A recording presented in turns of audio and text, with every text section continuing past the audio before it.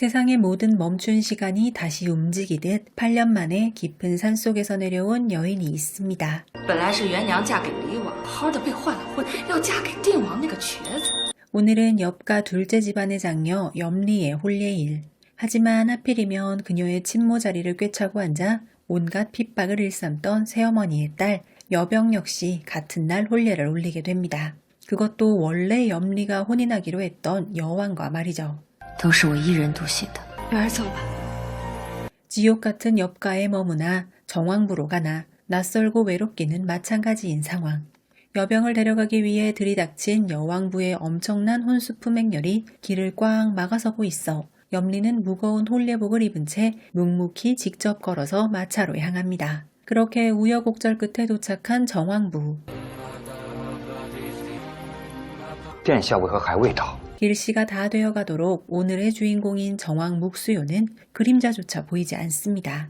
보통의 여인이라면 주저앉아 눈물을 흘렸을 상황. 하지만 우리의 총명하고 단단한 여인 염리. 不知殿下现在何处？应该在书斋。 염리는 남편이 될 정왕 묵수요를 제 발로 찾아 나서기 시작합니다. 위풍당당한 기세로 앞을 지나가는 사내가 있었으니 바로 태사승 여징이었습니다. 王妃啊，不可轻慢。 站着，什么人呢？我是定王妃。 정왕비를 보고도 아나무인인 여징. 염리는 그런 여징의 오만한 말 따위는 깔끔하게 무시해버린 채 정왕이 머물고 있다는 서재의 문을 거침없이 열어젖힙니다. 길씨가 지났음에도 태사승 여징이 명한 경전을 뺏겨 쓰는 일에만 몰두하고 있는 정왕 묵수요. 莫修瑶，我是叶离，来跟你成亲的。可是我的经还没抄完。那就回来再抄，等回来我帮你抄。 혼례를 올리러 가는 두 사람을 가로막은 여징은 태우마마의 지엄한 명이라 거들먹거리는데 이 정도 수법이 염리에게 통할 리 없죠. 我奉太后旨意，下山嫁于定王。 그녀는 논리적인 카운터펀치로 거만한 여징을 가뿐하게 찍어 누르고 정왕을 이끌어 혼례를 올리러 갑니다. 길씨는 이미 한참이나 지나버렸지만 늦게나마 서로를 마주보고 절을 올리는 두 사람. 이제 혼례는 끝나고 신방으로 들어왔습니다. 这是什么？但是瘸子想要圆房呢，就需要一些帮助。你想试试吗？ 슬쩍 자리를 벗어난 염리를 옆으로 부르는 묵수요. 아내가 된 염리에게 입을 맞추려 다가가는 듯 하다가 말고는 갑자기 표정이 싹 변한 묵수요는 害怕。 가슴을 쓸어내리는 염리를 뒤로 한 채 정왕은 차가운 목소리로 이야기합니다. 等个1年半载，我们两相干净。 그 말을 끝으로 묵수요는 첫날 밤에 방을 나와 돌아가 버립니다. 2달 전 잠시 이곳 경성에 내려왔던 염리는 정왕부 앞을 지키던 장사꾼의 입을 통해 이미 정왕부의 위태로운 상황과 남편이 될 묵수요의 숨겨진 비극을 모조리 파악하고 있었는데요. 모든 상황을 알고 있던 염리는 왜 모두가 기피하는 절름발이 왕과의 혼인을 자처하며 제 발로 이 호랑이 굴로 걸어 들어왔을까요? 莫修瑶，阿娘亏欠定王府的，我来还。 서재에 머물고 있다는 묵수요의 얼굴을 보러 왔건만 殿下有事在忙，不方便见客。客，这是定王府，我是定王妃。 거만하게 거들먹거리는 여징의 말투를 가만히 듣고 있던 염리의 눈빛이 순간 날카롭게 빛납니다. 听闻吕太史是南方人，来京城几年了3年， ？3年。那吕太史的官话说得很好。 찰나의 순간 여징의 말투에서 묘한 위성과 이상한 느낌을 감지한 염리. 무언가를 직감한 것일까요? 그 길로 장생방의 숙부를 찾아간 염리. 그녀는 숙부에게 정왕부를 쥐고 흔드는 여징이라는 자의 정체에 대해 넌지시 물어봅니다. 때마침 여징의 아내 역시 안하무인격으로 온 동네가 떠나가라 큰 소리를 치며 위세를 부리고 있었습니다. 그 오만한 자태를 가만히 지켜보던 염리의 머릿속에서 치밀한 장기판의 수가 보이기 시작합니다. 밤이 깊은 어느 시각 따뜻한 서재에 있는 줄 알았던 정왕 묵수요는 참혹한 현장에 있습니다. 그는 태후의 명을 등에 업은 여징의 진두지휘 아래 왕족의 존엄을 무참히 짓밟는 치욕적인 의식을 온몸으로 치르며 버티고 있었습니다. 于私。 살을 내이는 듯한 극심한 고통이 온몸을 난도질하는 순간에도 정왕 묵수요는 단 한마디의 비명조차 지르지 않았습니다. 殿下，今天就到这里吧。 잔혹한 의식이 끝나고 회복 중인 묵수요를 찾아온 염리. 我进来了。谁让你进来的？ 머리에 묻은 재를 털어주려 했을 뿐인데 염리를 물속에 빠뜨려버리는 묵수요. 就这么喜欢当贤妻， 묵수요의 날선말에도 염리는 그의 머리카락을 다정하게 빗어주며 조용히 이야기를 시작합니다. 아주 오래전 자신이 홀로 외롭게 갇혀 지내야 했던 산속에서의 이야기들을 말이죠. 그러다 묵수요의 과거의 이야기까지 나오자 묵수요는 괴로운 듯 소리를 치고 맙니다. 怜悯我，请回拜叶里，我不需要你。 그런 묵수요에게 염리는 흔들림 없는 눈망울로 질문을 합니다. 莫修瑶，你真的不记得我了吗？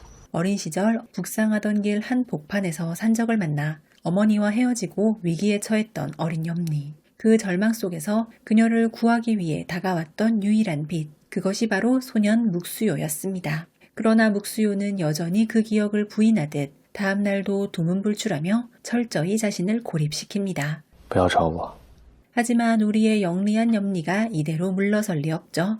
你生病了。 그녀는 슬그머니 밀고 들어와 묵수요의 손목을 낚아채 맥을 짚었다가 不想看病的话，我来帮你看相吧。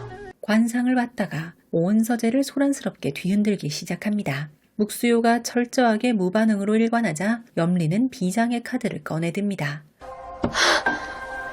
我也学会了。 잔꾀를 부리는 염리의 발칙한 도발에 철옹성 같던 묵수요도 살짝 당황한 것 같죠? 趁热喝。 이렇게 서로 조금씩 익숙해져 가는 거겠죠? 시간은 흘러 묵수요를 괴롭히는 거만한 기생충 여징의 목을 조르기 위해 마침내 염리가 움직였습니다. 그녀는 여징의 아내가 위세를 부리며 화려하게 등을 올리기로 한 바로 그날 묵수요를 위한 반격의 등을 올리고자 장생방을 찾습니다. 这一定要用真名吗？若是有2个名字呢？上凤祖庙的名字。 그 말을 들은 염리는 조용히 걸어가 여징의 아내가 올려둔 등을 확인합니다. 平平安安就好了。 그 시각 팽팽한 대치 상태에 놓인 채 거들먹거리던 여징의 앞에 의문의 인물이 나타나 반갑게 인사를 건넵니다. 吕伯英官人，您不认得我了？ 근데 이 사람 이름 여징 아니었나요? 이 모든 상황이 이해가 되지 않아 하는 하녀에게 염리는 여징, 아니 여박영에 관한 이야기를 해줍니다. 과거 황후의 환심을 사기 위해 온갖 더러운 감언이설과 계략으로 어느 무고한 후궁을 모함했던 자, 그 자가 바로 여박영이었고 당시 비참하게 모함을 당했던 그 후궁이 바로 지금 어린 황제를 대신해 수렴청정을 펼치며 천하를 쥐고 흔드는 최고의 권력자 태우라는 사실을 말이죠. 이 소름 돋는 진실은 곧장 태우에게 보고됩니다. 吕伯英，吕伯英。 한가로이 보고를 받던 태우는 자신이 평생을 증오해왔던 이름 여박영이라는 3글자를 듣더니 표정이 싸늘하게 굳어버립니다. 어제까지만 해도 권세가 하늘을 찌를 듯 거만하게 굴던 여징은 그렇게 비명 한 번 지르지 못하고 궁궐의 깊은 어둠 속으로 소리소문 없이 사라져버립니다. 그날 밤 정왕 묵수요의 정보통 봉지요가 서재로 찾아옵니다. 봉지요는 여징, 즉 여박영에 관한 이야기를 보고하면서 본명 여박영을 폭로해 태우의 칼날을 움직이게 만든 배우가 다름 아닌 정왕비 엽씨 가문의 호위였다는 사실을 이야기하는데요. 그 길로 염리의 처서로 찾아온 묵수요. 殿下， 그런데 방문을 열자 묘한 광경이 펼쳐집니다. 抬起来，真的没什么。抬起来。 여징이 너무 밉고 싫어서 민간술법으로 복수를 하고 있었다는 염리. 잔혹하지만 깔끔한 수법으로 여징을 제거해놓고 엉뚱한 행동을 하고 있는 염리에게 묵수요는 为何做这些？ 竟欺侮殿下，自然是要为夫君出气。就用这东西。 다 알면서도 넘어가는 묵수요. 그렇게 통쾌한 복수가 끝나고 며칠이 흘렀지만 정왕부의 서재에는 다시 한번 짙은 어둠이 내리앉습니다. 殿下，启禀王朝。 정왕부를 뒤흔드는 다급한 고함 속에 염리 역시 묵수요에게 달려갑니다. 닫힌 문 앞에 서 있던 염리는 서재로 향합니다. 그를 올가매고 괴롭히는 모든 과거의 망령들. 그녀는 묵수요를 가두고 있던 서재의 어두운 장막과 잔혹한 굴레들을 그 자리에서 불태워버리기 시작합니다. 住手！ 염리는 그에게 단호한 목소리로 말합니다. 莫修瑶，别让你的人生变成他们眼中的一出戏。 숨이 막힐 듯한 염리의 그 한마디는 묵수요의 영혼을 세차게 흔들며 얼어붙어 있던 그날의 기억들을 다시 한번 마주하게 합니다. 모든 것을 잃고 추악한 죄인의 낙인이 찍힌 채 경성으로 비참하게 돌아오던 그날. 我是叶离啊，你还记得我吗？王小瑶，接着。 살아 숨쉬는 묵수요의 존재 자체를 탐탁지 않아 하던 황실의 관리는 졸개들을 시켜 모든 곡기를 끊으라 명했었는데요. 都是靠着夜里给我的那包点心，这才活了下来。